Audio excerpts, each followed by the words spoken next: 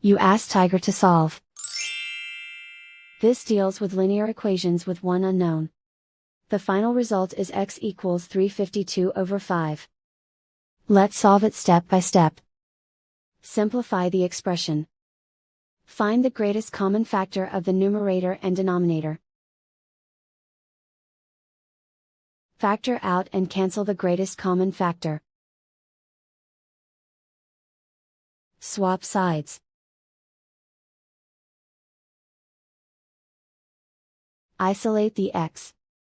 Multiply both sides by 80. Group like terms. Multiply the coefficients. Simplify the fraction.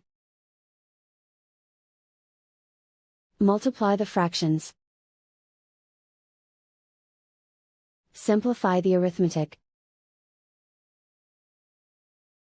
And so the final result is x equals 352 over 5.